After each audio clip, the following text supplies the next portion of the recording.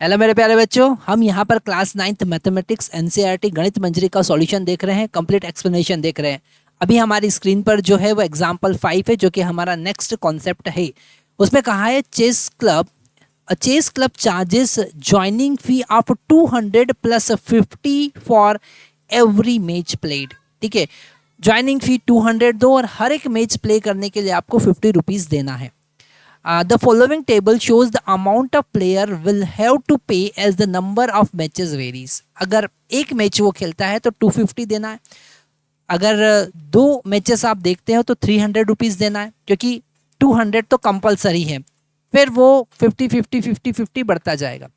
ठीक है, अगर 3 मैचेस आप खेलते हैं तो 350 आपको देना है, 4 मैचेस आप खेलते हैं तो 400 देना है, 5 मैचेस तो 450 देना है, ऐसे बढ़ता जाएगा। और अगर m मैचेस आप खेलते हो तो हर मैच के लिए आपको 50 रुपीज़, तो 50 इंटू m प्लस 200 रुपीज़, है ना। तो आपने इसको एक एक्सप्रेशन बना लिया, जो उन्होंने लास्ट में लिखा हुआ है, एक एक्सप्रेशन बना लिया, और यही है पॉलिनोमियल, लीनियर पॉलिनोमियल। तो वो कहते हैं hence if m is the number of match played, the total cost will rupees 200 plus 50m, 200 plus 50m। 200 तो कंपलसरी है, वो चेंजेस नहीं होना है, पर यहाँ पर नंबर ऑफ मैचेस के अकॉर्डिंग अमाउंट चेंज होगा। हर एक के लिए 50 तो m के लिए 50 इंटू m। ठीक है, observe that 200 plus 50m is the linear polynomial in variable m। ठीक है, तो यहाँ पर ये वर्ड बार बार वो यूज कर रहे हैं, लीनियर पोलिनोमियल, क्योंकि यहाँ पर m का पावर कितना है, 1 है, हाईएस्ट पावर कितना है, 1। ठीक है, तो वो लीनियर पे, और वेरिएबल क्या है, m में, वो लीनियर पोलिनोमियल है। द अमाउंट पे increase by a constant value that is 50 rupees for every additional match played. ठीक है, तो ये वो समझाने की कोशिश कर रहे हैं कि जब कॉन्स्टेंटली कोई चीज़ इंक्रीज हो रही है, लीनियरली इंक्रीज हो रही है, तो लीनियर पोलिनोमियल बनता है। ठीक है, आगे हम देखते हैं। अगर फिर वापस आ गया थिंक एंड रिफ्लेक्ट, वह कह रहे हैं कि if player paid 750 rupees, how much matches did he played. अगर वो 750 रुपीज़, तो अगर कोई प्लेयर 750 रुपीज़ पेड करता है, ठीक है, तो कितने मैचेस खेलेगा। मतलब यहाँ पर जो अमाउंट ऑफ, जिसको हम अमाउंट कह देते हैं, चलो वो z है। ठीक है, z इज इक्वल टू हमारे पास में इक्वेशन बना था, दैट इज 200 प्लस 50m। ठीक है, तो यहाँ पर जो कॉस्ट है वो कितना है, जो पे करना है वो है 750, तो z का वैल्यू 750 है, 200 प्लस 50m, है ना। तो यहाँ पर इसे हम सब्ट्रैक्ट करेंगे, तो 750 minus 200 will become equal to 50m। ठीक है, अच्छा यहाँ पर इसे हम आगे सॉल्व करते हैं, तो ये हो जाएगा 650। ठीक है, 650 नहीं, 550 इज इक्वल टू 50m, और यहाँ एक जीरो से एक जीरो हम कैंसिल कर सकते हैं, 5 से डिवाइड करेंगे तो m is equal to 55 divided by 5, that is equal to 11। तो वो कितने मैचेस खेल सकता है, खेल चुका है वो 11 मैचेस। तो number of matches played is equal to 11। कितने मैचेस उसने खेल लिए हैं, 11 मैचेस खेल चुका है। ठीक है, तो यहाँ पर इस कॉन्सेप्ट की हेल्प से हमने सीखा कि लीनियर पॉलिनोमियल क्या होती है, कैसे एक कांस्टेंट वैल्यू ऐड करने से हमें नेक्स्ट वैल्यू मिलती है। ठीक है, आगे वो कहते हैं, आगे वो क्या हमको समझाने की कोशिश कर रहे हैं, उसमें कह रहे हैं example, the examples given above highlight the characteristic feature of linear polynomial. यहाँ पर हमको लीनियर पॉलिनोमियल का कॉन्सेप्ट पता चलता है, that is the difference between successive value at integer is constant. हर बार अगर आप सक्सेसिव वैल्यू की बात करेंगे तो वो दो का डिफरेंस जो होगा वो एक कांस्टेंट होगा। ठीक है, in example 4 the perimeter is increase by 2 centimetre. हमने ये देखा था कि हर बार पेरीमीटर 2 सेंटीमीटर से इंक्रीज हो रहा है अगर साइड को हम 0.5 सेंटीमीटर से इंक्रीज करते हैं, है ना। वो यही कह रहे हैं, in example 4 the perimeter increase by 2 centimetre each time the side of square increase by 0.5। हर बार आप साइड को 0.5 बढ़ा रहे थे और पेरीमीटर 2 से इंक्रीज हो रहा था, तो एक लीनियर पैटर्न है वहां पर। Similarly, in example 5, the amount paid by a player increased by 50 rupees। हर बार हर नए मैच के लिए उसका जो टोटल अमाउंट है वो 50 रुपए से बढ़ रहा था, for every additional match played. ठीक है, such pattern is called linear pattern. इस टाइप के पैटर्न को हम क्या कहते हैं? लीनियर पैटर्न कहते हैं।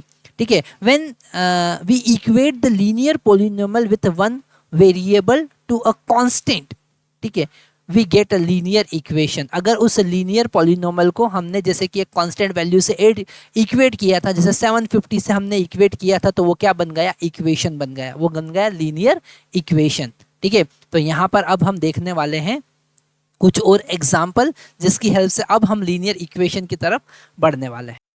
नेक्स्ट हमारे पास में एग्जाम्पल 6 आता है, और एग्जाम्पल 6 में वो हमको इक्वेशन के बारे में बता रहे, लीनियर इक्वेशन क्या होता है। ठीक है, तो इस एग्जाम्पल में वो कह रहे हैं the sum of two number is 64। दो नंबर का सम जो है वो 64 है। ठीक है, यहाँ पर हम कलर चेंज कर लेते हैं। दो नंबर का सम कितना है? 64 है। ठीक है, one number is one of the number is 10 more then the other, है ना। जो एक नंबर है वो दूसरे नंबर से 10 ज्यादा है, more than 10 more than other. What are this number? ये नंबर क्या है वो हमको बताना है। ठीक है, तो हम अगर मान लेते हैं कि छोटा वाला नंबर x है, तो बड़ा वाला नंबर क्या हो जाएगा? बड़ा वाला नंबर हो जाएगा x प्लस 10, और दोनों का सम, छोटे वाले नंबर और बड़े वाले नंबर का सम कितना हो जाएगा? 64। तो यहाँ से इक्वेशन बना x और x कितना हो गया? 2x plus 10 equal to 64। तो ये जो बना है ये इक्वेशन बना है, और इसको हम आगे सॉल्व भी कर सकते हैं। आप चाहे तो इसे सॉल्व कर सकते हैं, और वही हमको बताने की कोशिश कर रहे हैं। Let the smaller number is x, then smaller number is x, then the larger number must be x plus 10, है ना। Since the sum is 64, we have the linear equation x first number plus x plus 10 is equal to 64, और इसको हम लिख सकते हैं 2x plus 10 is equal to 64। और ये 2x प्लस 10 जो है वो लीनियर पॉलिनोमियल है, और अगर हमने इसको 64 से इक्वेट किया तो ये बन गया एक इक्वेशन, और इसकी हेल्प से हम x का वैल्यू फाइंड कर सकते हैं, जो कि आया 27। ठीक है, तो यहाँ पर और एक वैल्यू x का आया 27, तो दूसरा 27 प्लस 10 हो जाएगा 37, और इन दोनों का सम कितना होगा? 64 होगा। तो ऐसे आप लीनियर इक्वेशन की हेल्प से अलग अलग प्रॉब्लम सॉल्व कर सकते हैं। तो वही यही बताने की कोशिश कर रहे हैं कि एक टाइप का मशीन बन गया, जिसमें आप x का वैल्यू इनपुट करो और y का वैल्यू आपके पास में मिलेगा, और इससे हम कहते हैं लीनियर पॉलिनोमियल फंक्शन। ठीक है, तो वो आगे कहते हैं polynomial can be thought as a input output process. इसको हम इनपुट आउट प्रोसेस की तरह ट्रीट कर सकते हैं। For instance, consider the linear polynomial 2x plus 3। ये जो 2x प्लस 3 एक पॉलिनोमियल हम कंसिडर करते हैं। For every value of x there is corresponding value of 2x plus y। ठीक है, हर x की वैल्यू के लिए 2x प्लस y का कुछ नया वैल्यू होगा। जैसे कि x का वैल्यू अगर आपने 4 रखा, तो इसमें सब्स्टिट्यूट करने के बाद में x का वैल्यू यहाँ पर सब्स्टिट्यूट करने के बाद में 8 प्लस 3 11 आ गया, है ना। तो एक मशीन जैसा बन गया, जैसे यहाँ पर डायग्राम में हमको दिख रहा है। इसे हम कहेंगे linear expression as a input output process. तो यहाँ पर लीनियर एक्सप्रेशन क्या है? y is equal to 2x plus 3। y जो है वो आउटपुट है, और 2x प्लस 3 में x जो है वो है इनपुट। तो जब आप x का वैल्यू यहाँ पर 4 एज ए इनपुट दोगे, तो आउटपुट आपको 11 मिल जाएगा। तो ये एक मशीन जैसा बन गया, है ना। अगर हमने x का वैल्यू -6 दिया, है ना, तो वो कह रहे हैं सब्स्टिट्यूट वैल्यू ऑफ -6, x का वैल्यू -6 रखा, तो 2x और x का वैल्यू हमने -6 रख दिया, है ना। तो यहाँ पर आप सॉल्व करेंगे तो आपको ये समझ में आ जाएगा कि उसका आंसर -9 कैसे आया, है ना। तो यहाँ पर हमने 2 इंटू क्या लिखा? यहाँ पर लिखा 2 इंटू -6 प्लस 3, तो ये हो जाएगा -12 plus 3, that is equal to -9। तो आउटपुट आपके पास में कितना आया? -9, है ना। फिगर 2.3 जो हमको ये डायग्राम दिख रहा है, इस डायग्राम में वो बता रहे हैं the process as a input output machine where the input is the value x and the output is the value 2x plus 3। Output क्या है? 2x plus 3। This process can be referred as a function where the expression is 2x+3। ये एक function जैसा काम करेगा जिसका expression है 2x+3 as a function of variable x।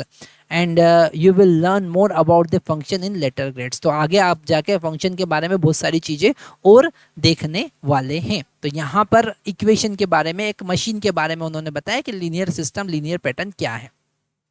फिर उन्होंने कहा है थिंक एंड रिफ्लेक्ट। उन्होंने कहा we have learn to evaluate the value of algebraic equation. हमने ये सीखा कि आप एल्जेब्रिक एक्सप्रेशन से वैल्यू कैसे फाइंड कर सकते हैं, कैसे इवेल्युएट कर सकते हैं। We substitute the value of variable in given expression. Consider example 3। Example 3 हम कंसिडर करते हैं where the wire is bend in form of rectangle, जिसमें हम एक वायर को रेक्टेंगल के फॉर्म में क्या कर रहे थे, बेंड कर रहे थे, है ना।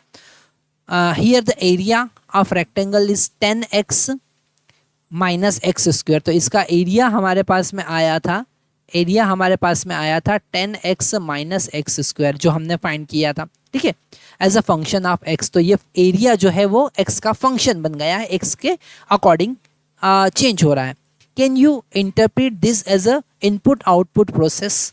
क्या आप इसको इनपुट आउटपुट प्रोसेस समझ सकते हैं? तो हाँ, यहाँ पर हमारे पास में एक फंक्शन है जिसमें हम x का वैल्यू डालेंगे और y का वैल्यू हमारे पास में आउटपुट मिलेगा, जो कि होगा 10x माइनस एक्स स्क्वायर, ठीक है। what value does the expression take when x equal to 6? तो यहाँ पर अगर y में x equal to 6 हम पुट करते हैं तो हमको क्या मिलता है, 10 into 6 माइनस 6 स्क्वायर, मतलब ये हो गया 60 माइनस 36।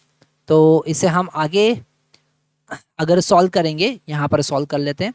तो हमारे पास एक्सप्रेशन था y इज इक्वल टू, या एरिया इज इक्वल टू, क्या लिखेंगे हम,